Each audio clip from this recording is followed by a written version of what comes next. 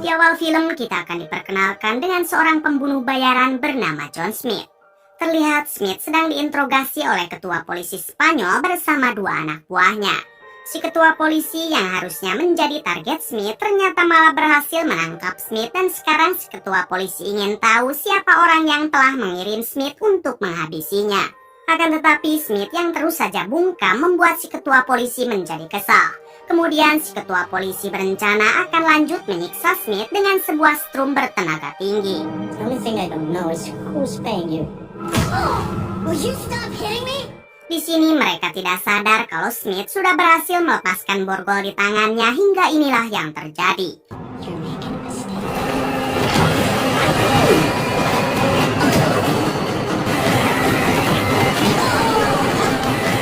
Alhasil si ketua polisi dan dua anak buahnya harus koat di tangan Smith. Repeat.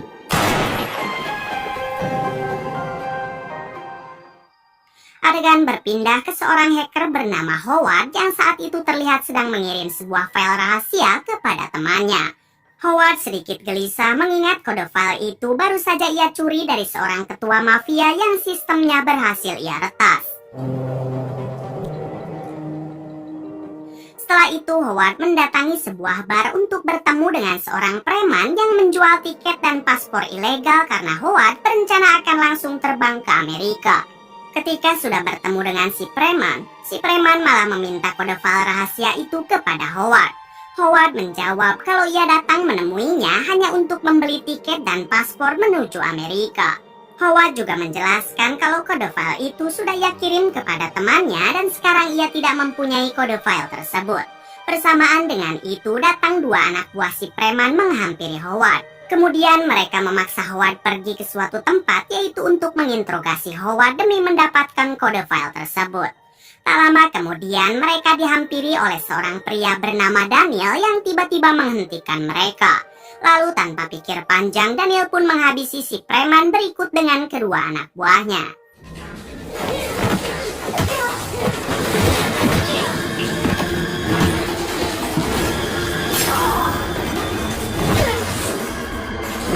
You. Get up. Setelah berhasil menghabisi kelompok si preman, Daniel pun segera membawa Howard ke sebuah gudang kosong untuk diinterogasi. Ternyata Daniel ini adalah tangan kanan seorang ketua mafia yang dikirim untuk mendapatkan kode file tersebut. Diketahui kalau kode file itu berisi semua kejahatan dari bosnya Daniel, yaitu si ketua mafia. Awalnya Howard berbohong dengan mengatakan kalau Daniel mungkin salah orang karena ia tidak tahu apa-apa mengenai kode file yang diinginkan Daniel. Namun setelah Howard diancam akan segera dihabisi, akhirnya Howard memberitahu kalau kode file itu telah ia jual kepada temannya yang bernama Anton. Howard juga memberitahu kalau Anton akan pergi ke perbatasan Meksiko dalam beberapa hari ke depan sebelum kembali ke Amerika. Setelah mengetahui semua itu, Howard yang berharap Daniel akan melepaskannya ternyata malah langsung dihabisi oleh Daniel. Adegan berpindah ke seorang kakek-kakek bernama Silver yang saat itu sedang membaca koran. Tak lama kemudian kakek Silver dihampiri oleh Daniel. Ternyata kakek Silver ini adalah bosnya Daniel, yaitu si ketua mafia yang memerintahkan Daniel untuk mencari kode file rahasia yang berisi tentang semua kejahatannya. Di sini Daniel menjelaskan kalau ia belum berhasil menemukan kode file tersebut. Namun sekarang Daniel tahu kalau kode file itu berada di tangan seseorang bernama Anton. Mendengar hal itu, kakek Silver menyuruh Daniel agar segera mendapatkan kode file rahasia itu secepatnya. Daniel menjawab kalau Anton akan berada di perbatasan Meksiko dalam beberapa hari ke depan dan ia pasti mendapatkan kode file tersebut sebelum Anton kembali ke Amerika. Tijuana, Mexico, by the border. A lifetime of work. Adegan kembali ke Smith yang sekarang akan pergi menggunakan kapal boot untuk bertemu dengan mentornya.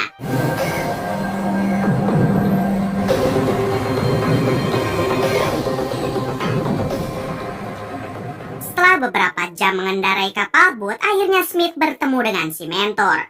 Ini dia si mentor yang merupakan calo atau perantara yang biasa menghubungkan antara pembunuh bayaran seperti Smith dengan para kliennya. Di sini si mentor langsung menegur Smith karena kemarin ia sempat tertangkap oleh ketua polisi Spanyol yang merupakan targetnya Smith. Smith mengatakan kalau yang terpenting targetnya berhasil ia habisi walaupun membutuhkan waktu lebih lama daripada yang ia perkirakan. Ternyata beberapa bulan ini Smith tidak setangguh dulu dalam menghabisi setiap targetnya, yaitu semenjak istri Smith meninggal dalam kecelakaan mobil. Menyadari kalau Smith masih belum bisa melupakan kematian sang istri, si mentor menyuruh Smith untuk rehat dari pekerjaannya saja. Akan tetapi Smith menolak karena dengan tetap bekerja, Smith berharap ia akan segera kembali move on. Pada akhirnya si mentor memberikan lagi Smith pekerjaan terbuka, yaitu mengambil kode file rahasia dari Anton. Sebelum pergi, si mentor mengatakan kalau Anton akan berada di perbatasan Meksiko dalam beberapa hari ke depan. Si mentor juga memberitahu tempat-tempat yang biasa Anton singgahi. Singkat cerita, Smith bergegas pergi ke perbatasan Meksiko dengan berbekal beberapa informasi yang sebelumnya diberikan oleh si mentor. Ternyata Anton yang menjadi targetnya sekarang adalah seorang hacker yang pernah membuat beberapa perusahaan besar bangkrut. Malam harinya, Smith yang baru saja tiba di Meksiko berencana akan beristirahat dulu di sebuah penginapan. Ia juga tidak lupa menyewa seorang wanita malam untuk menemaninya tidur. Ketika di dalam kamar, Smith kembali teringat dengan mendiang istrinya yang membuat Smith tidak jadi beruha-ehe dengan wanita tersebut. Diketahui wanita ini bernama Esmeralda. Semalaman mereka hanya mengobrol satu sama lain sambil menonton TV. Di sini Esmeralda bertanya apa tujuan Smith datang ke kota ini. Smith mengatakan kalau ia adalah seorang pembunuh bayaran yang akan menghabisi targetnya. Kemudian Smith balik bertanya apa alasan Esmeralda sampai menjadi seorang wanita penghibur. Esmeralda menjawab kalau semua ini terpaksa ia lakukan hanya untuk mengobati adiknya yang sedang sakit. Keesokan paginya, Smith diam-diam menaruh uang di kasur ketika Esmeralda masih tertidur. Kemudian ia bergegas pergi untuk memulai aksinya dalam memburu targetnya, yaitu Anton. Ternyata Smith mendatangi sebuah hotel yang biasa Anton singgahi. Ketika Smith diantar masuk oleh seorang pelayan hotel, tampak si pelayan yang bertingkah mencurigakan. Smith yang juga sadar akan hal tersebut segera menodongkan senjata kepada si pelayan. Ternyata si pelayan adalah orang yang diperintah oleh si mentor untuk membantu Smith dalam menjalankan aksinya. Mengetahui hal itu, Smith langsung meminta si pelayan agar menunjukkan semua CCTV yang ada di hotel ini. Setelah cukup lama memantau CCTV, akhirnya Smith melihat Anton yang baru saja masuk ke dalam hotel dengan dijaga oleh kedua bodyguardnya. Di sini Smith kenal dengan satu bodyguard Anton dan ia bernama Lola Sky. Lola adalah seorang mantan pembunuh bayaran yang cukup brutal di masa lalu. Beberapa jam setelah itu, Smith menyuruh si pelayan untuk mengantarkan makanan kepada Anton yang mana kotak tisunya sudah ia pasangi sebuah alat perekam. Sebelum pergi, Smith meminta si pelayan agar segera kembali jika sudah mengantarkan makanan tersebut. Good morning, sir. You have your breakfast here? Akan tetapi setibanya di dalam kamar Anton, si pelayan malah terlalu banyak bicara hingga membuat Anton menjadi curiga. Pada akhirnya Anton menyuruh Lola dan satu bodyguardnya yang berambut hitam untuk segera menghabisi si pelayan. Ketika si pelayan akan dihabisi, untungnya Smith datang menolong lalu terjadilah baku hantam. Di insiden ini, satu bodyguard Anton yaitu Lola mencoba membawa kabur Anton melalui lift. Akan tetapi Smith dengan sigap mengejarnya hingga terjadi lagi pergelutan. Setelah lift itu terbuka, Lola menyuruh Anton untuk segera kabur menggunakan mobil. Namun bersamaan dengan itu, Smith juga mampu mengalahkan Lola kemudian mengejar Anton. Pada akhirnya Smith berhasil memojokkan Anton di dalam mobil. Di sini satu bodyguard Anton yang berambut hitam sempat ingin menghentikan mobil Smith. Akan tetapi tanpa ragu Smith langsung menabraknya sampai membuatnya koan. Di sisi lain ternyata si pelayan sekarang sedang disandra oleh Daniel, yaitu tangan kanan kakek Silver si ketua mafia. Di sini Daniel bertanya kemanakah perginya Smith membawa Anton. Si pelayan mengatakan kalau ia sama sekali tidak tahu kemana mereka akan pergi. Kemudian Daniel kembali bertanya apakah si pelayan memiliki nomor telepon Smith. Setelah si pelayan mengatakan punya, Daniel langsung mengambil ponsel si pelayan lalu tanpa ragu menghabisinya. Kembali ke Smith yang sekarang membawa Anton ke sebuah tempat yang sepi. Ketika di perjalanan, Anton mencoba melarikan diri, namun Smith segera menghentikannya dengan sebuah tembakan. Di sini Smith bertanya kenapa Anton suka membangkrutkan perusahaan-perusahaan besar dan apa sebenarnya isi dari kode file yang dimiliki Anton. Anton akhirnya mau menceritakan semuanya. Ternyata ia sangat benci dengan perusahaan-perusahaan besar yang selalu mementingkan keuntungan ketimbang kualitas. Hal tersebut terjadi setelah Anton kehilangan anak dan istrinya 3 tahun yang lalu akibat kecelakaan mobil. Yang mana kala itu Anton baru saja membeli mobil baru, namun mobil tersebut mengalami kerusakan sistem akibat kegagalan produksi. Bullshit. Mendengar cerita Anton, Smith tiba-tiba teringat dengan mendiang sang istri yang dulu juga meninggal akibat kecelakaan mobil, padahal mobil tersebut baru saja ia beli. Ditambah jenis mobil yang dikendarai istri Smith sama dengan mobil yang dikendarai oleh keluarga Anton. Anton mengatakan kalau jenis mobil tersebut diproduksi asal-asalan oleh perusahaan milik kakek Silver, yaitu si ketua mafia. Pada akhirnya Smith memutuskan untuk tidak menghabisi Anton dan menyuruh Anton kembali masuk ke dalam mobil. What's this all about anyways? Di perjalanan, Anton melanjutkan ceritanya mengenai kode file rahasia yang sekarang diincar oleh kakek Silver. Ternyata kakek Silver sebentar lagi akan menjual perusahaan mobilnya kepada pihak lain dengan harga yang sangat mahal. Sementara isi dari kode file itu merupakan semua data kejahatan kakek Silver dalam membangun perusahaan mobilnya, termasuk menyogok para pejabat terkait dalam pemasaran mobilnya padahal diproduksi secara asal-asalan dan sangat di bawah standar. Mendengar hal itu, Smith yang tadinya berniat menghabisi Anton kini berbalik akan melindungi Anton. Ia juga berencana akan membawa Anton ke Amerika dan memberikan kode file tersebut kepada FBI sebelum perusahaan kakek Silver dibeli pihak lain. Setelah cukup lama berkendara, Smith menghentikan mobilnya di samping warung untuk membeli beberapa minuman. Sementara Anton diminta agar menunggu saja di dalam mobil. Ketika Smith baru saja membayar minuman di kasir, ternyata ada beberapa preman yang diutus oleh kakek Silver untuk menghabisi Smith dan membawa pergi Anton. Smith yang menyadari akan hal tersebut, ia pun langsung bersiap hingga terjadilah baku tembak.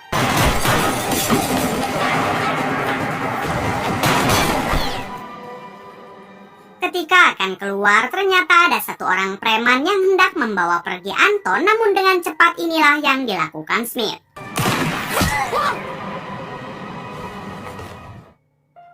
Setelah itu, Smith kembali membawa Anton pergi menuju Amerika. Di tengah perjalanan, mereka harus terjebak macet akibat banyaknya kendaraan yang juga akan memasuki Amerika.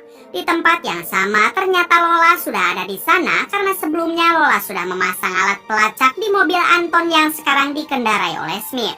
Bukan hanya Lola, Daniel pun juga sudah ada di sana karena Daniel berhasil melacak ponsel Smith menggunakan ponsel yang ia rampas dari si pelayan hotel. Kemudian terlihat Daniel dan Lola mendekat ke mobil Smith. Sementara Smith sendiri yang sudah menyadari kehadiran mereka langsung mengajak Anton untuk segera turun dari mobil. Di suatu kesempatan Daniel berhasil menemukan Anton, namun dari belakang Smith langsung menyerangnya.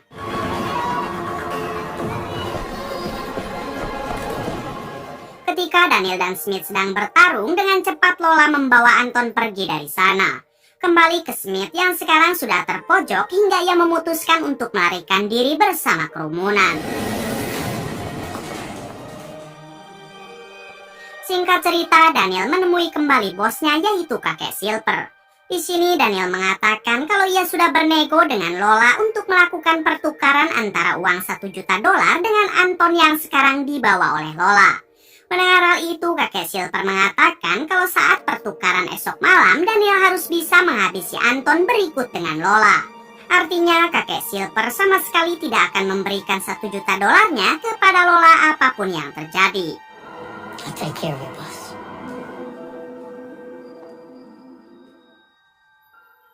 Di sisi lain, Smith mendatangi sebuah bar untuk rehat sejenak.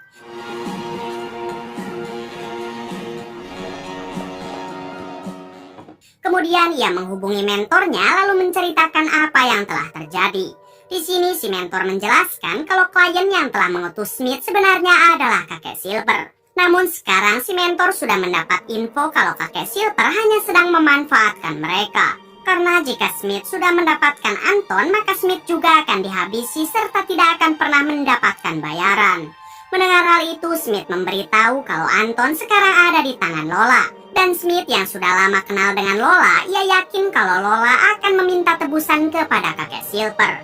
Kemudian si mentor mengatakan kalau Lola hanya akan dijebak oleh kakek Silver karena kakek Silver tidak akan sudi mengeluarkan uang sepeser pun. Di sini si mentor juga memberitahu Smith kalau kakek Silver sering melakukan pertukaran atau transaksi ilegal di sebuah gedung terbengkalai, yaitu gedung proyek pemerintah yang sekarang terbengkalai karena uangnya dikorupsi oleh kakek Silver. It's a fraction as much. We're taking it. I gotta go. Kemudian saat Smith akan pergi dari bar tersebut, ternyata orang-orang di sana ingin menahan Smith karena mereka merupakan orang suruhan kakek Silver hingga terjadilah baku hantam.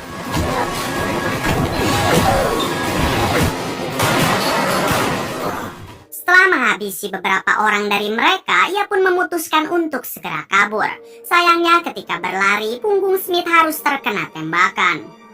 Kemudian Smith menaiki taksi menuju kediaman Esmeralda, yaitu wanita malam yang dulu pernah menemani Smith tidur. Sesampainya di kamar Esmeralda, Esmeralda segera mengobati luka Smith dengan sepenuh hati. Setelah itu mereka berdua yang sudah terbawa suasana akhirnya beruha-ehe. Keesokan paginya ketika Smith baru saja sarapan, ia dikagetkan dengan kedatangan Daniel dan satu anak buahnya. Smith yang takut kalau Esmeralda juga akan menjadi korban, ia pun akhirnya memutuskan untuk kabur dengan membawa Esmeralda. Setelah menghabisi satu anak buah Daniel, Smith dan Esmeralda sempat ditembaki oleh Daniel. Namun untungnya mereka berdua mampu melarikan diri dari tempat tersebut. Kemudian mereka bergegas ke gedung terbengkalai untuk menemui Anton.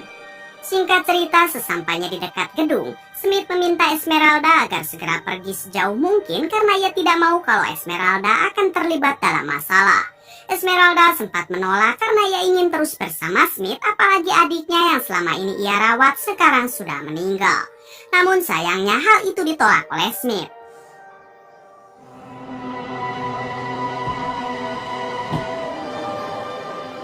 Kemudian Smith naik ke atas gedung untuk mencari Anton yang saat ini sedang bersama Lola. Hingga ketika Smith mendekat, Lola langsung saja menembaki Smith. Lola segera menyembunyikan Anton di balik ruangan, sementara ia akan kembali melawan Smith. Di sini Smith berusaha mengingatkan Lola kalau kakek Silver tidak mungkin membayar Lola. Bahkan kakek Silver berencana akan menghabisi Lola dan juga Smith, yaitu untuk menghilangkan bukti. Lola yang tidak percaya ternyata tetap ingin melawan Smith hingga di suatu kesempatan Smith berhasil memojokkan Lola. Di sini Smith mengatakan kalau ia tidak akan menghabisi Lola asalkan Lola segera pergi dari tempat ini sekarang juga. Setelah percaya dengan apa yang dikatakan Smith, akhirnya Lola pun pergi dari sana. Tak lama kemudian Daniel datang ke tempat tersebut, lalu terjadilah baku hantam antara Daniel dan Smith.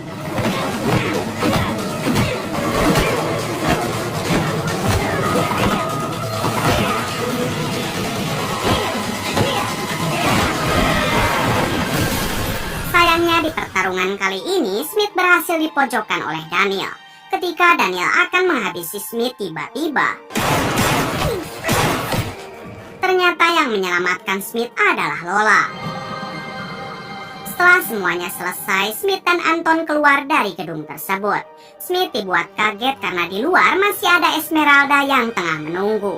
Ternyata Esmeralda benar-benar tidak mau pisah dari Smith sampai kapanpun. Kemudian Smith membawa Anton untuk menyerahkan kode file itu kepada FBI. Sementara Smith akan pensiun menjadi pembunuh bayaran dan akan memulai hidup baru bersama Esmeralda.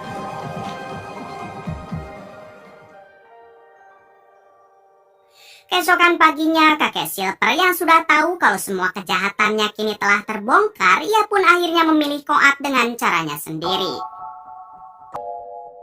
Beberapa bulan kemudian, Esmeralda dan Smith kini terlihat sudah bahagia, apalagi mereka akan segera mempunyai anak.